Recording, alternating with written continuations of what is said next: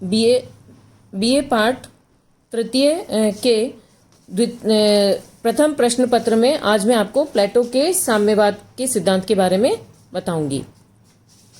प्लेटो ने न्याय के सिद्धांत पर आधारित जिस आदर्श राज्य की कल्पना की, उसमें राजनीतिक स्वार्थ और आर्थिक लोभ के दूषित प्रभाव से बचाने के लिए उसने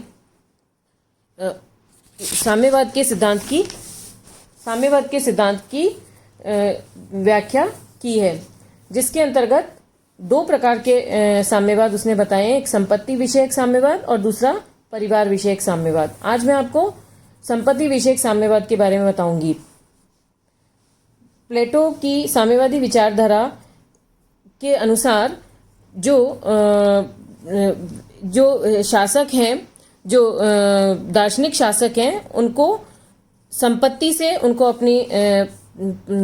अपनी व्यक्तिगत संपत्ति से विमुख किया गया है, ताकि वो जो है किसी प्रकार का आर्थिक प्रकार से वो अपना किसी प्रकार से भ्रष्टाचार राज्य की सेवा करते समय न कर पाए।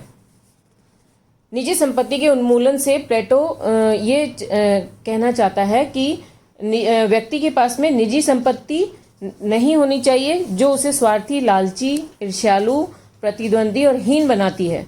इससे राज्य की एकता और न्याय को संकट में डाल देती है। अतः दार्शनिक शासकों और सैनिकों को व्यक्तिगत संपत्ति से वंचित रखने की व्यवस्था प्लेटो ने दी है।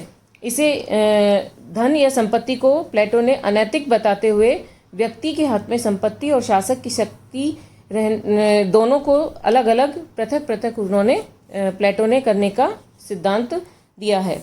यह साम्यवाद, संपत्ति का साम्यवाद केवल संरक्षक वर्ग यानी जो सैनिक वर्ग हैं और जो दार्शनिक शासक हैं उनके लिए ही दी गई है।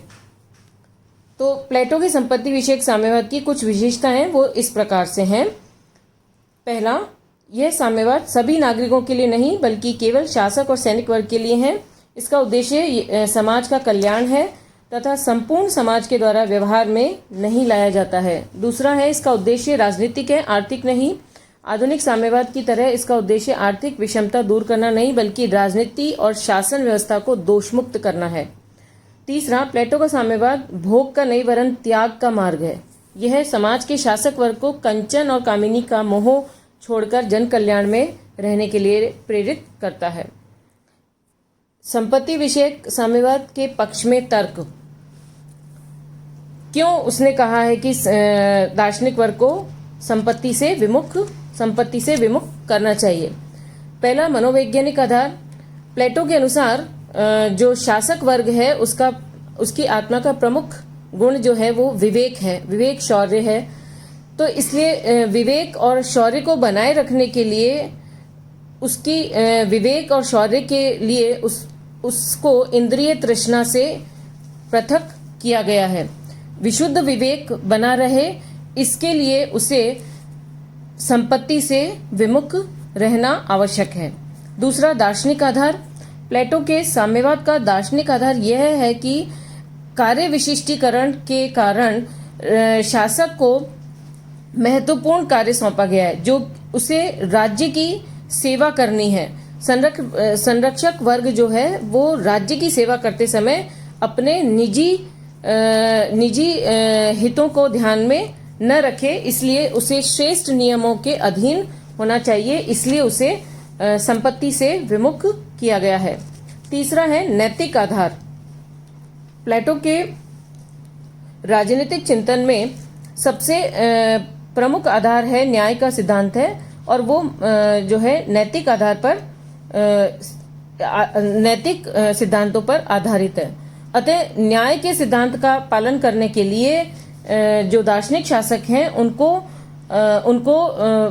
उनको जो है संपत्ति से अलग रखना आवश्यक है ताकि वो निस्वार्थता से राज्य अपने कर्तव्यों का समुचित ढंग से पालन कर सकें और राज्य की सेवा कर सकें और अनुशासन में रह सकें। चौथा है व्यावहारिक आधार। इसके अंतर्गत यह है कि संपत्ति विषयक साम्यवाद से जो दार्शनिक वर्ग है उसको अपने स्वयं के हितों के लिए पांचवा बिंदु यह है कि राजनीतिक आधार पर भी प्लेटो दार्शनिक शासकों से जो है संपत्ति को विमुख करना चाहता है। उसके अनुसार राजनीति और संपत्ति आर्थिक और राजनीतिक व्यवस्था को अलग अलग करना चाहिए, जिससे कि राज्य में किसी प्रकार का भ्रष्टाचार ना हो सके। इसलिए उसने दार्शनिक शासकों से संपत्ति के साम्यवाद का सिद्धांत प्रस्तुत किया है। कल हम प्लेटो के परिवार से संबंधित साम्यवाद का अध्ययन करेंगे। Thank you.